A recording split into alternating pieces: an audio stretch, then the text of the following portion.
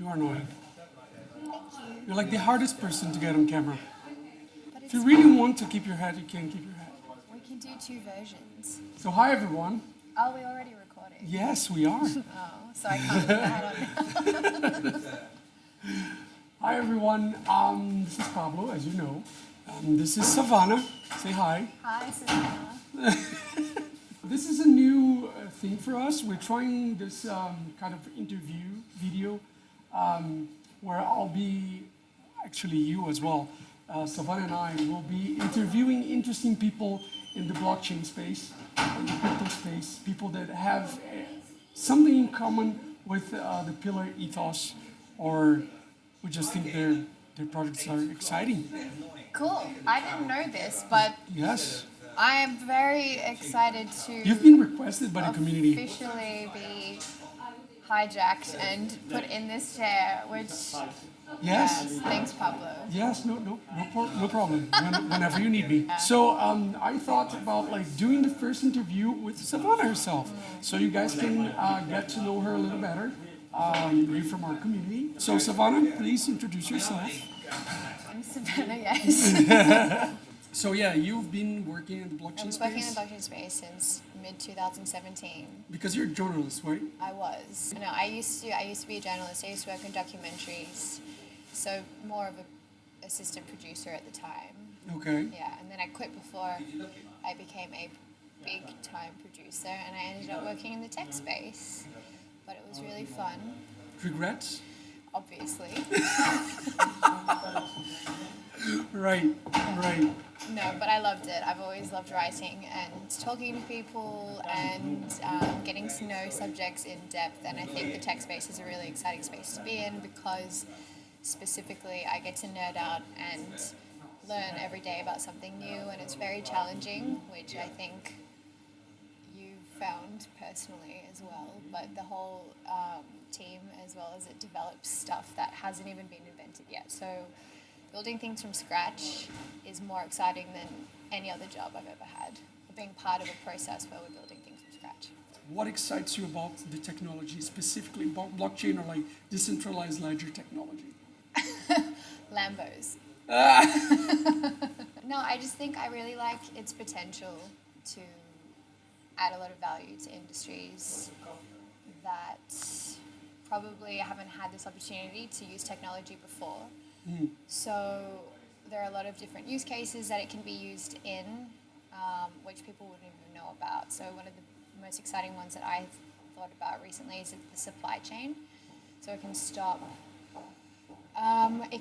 counterfeit drugs, for example, entering into the pharmaceutical industry. So you can prevent hundreds of thousands of deaths every year by making sure that the products that you buy and the medicines that you buy are actually authentic and they don't have any harmful ingredients.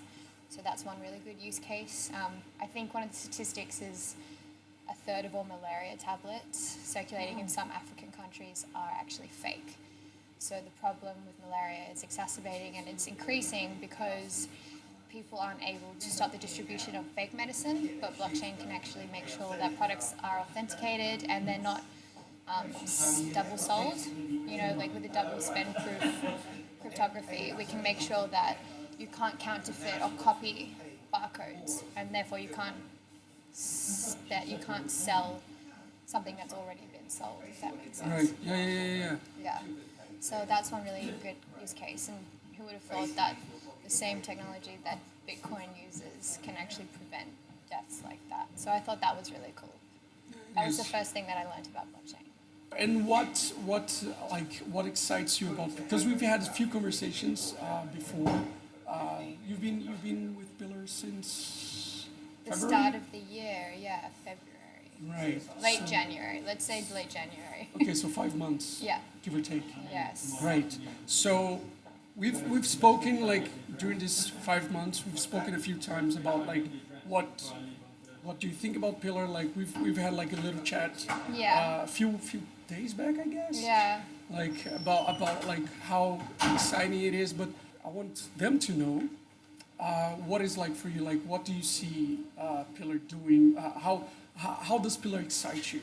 They have a really strong, long long-term vision, and a lot of companies within the space tend to be not as widely focused on how they can make a really large impact, which is also okay. That's not necessarily a flaw or a drawback, but I really was attracted to Pillar's ability to think really long term about how they can continue developing and how they're going to develop with the technology. They're not thinking about what's going to make an impact right now and what the most immediate profit could be, but they're thinking about how they can start putting in the framework now and the architecture now and developing that every single day into something that's going to be useful in 20 years from now, let's say.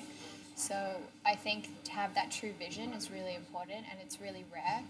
And I think that's what's going to take Pillar's use cases and Pillar's technology and make it really widespread and adopted by most people in the future,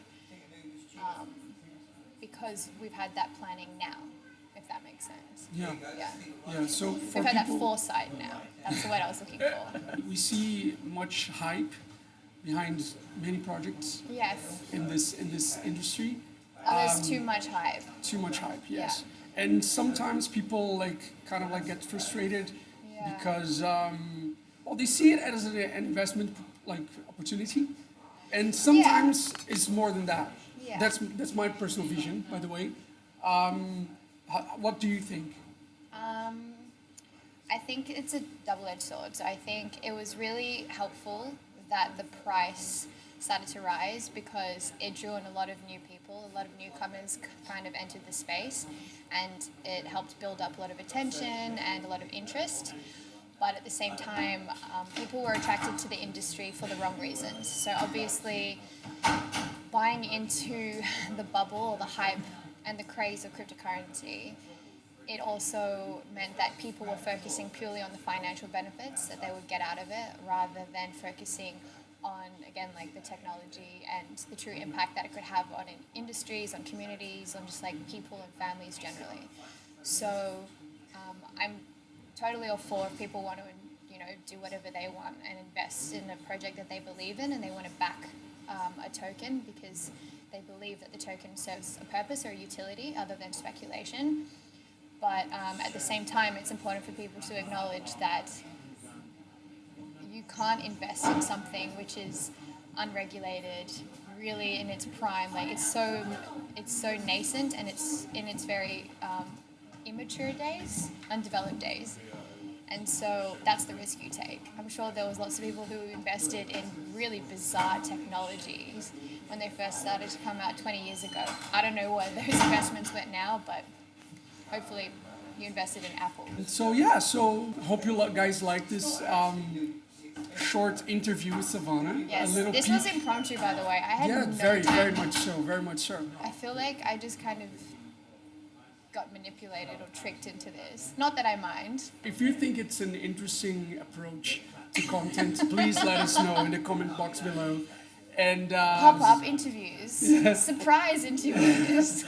Well, Savannah, thank you very much. You're very welcome. For Pablo. being forced to be here.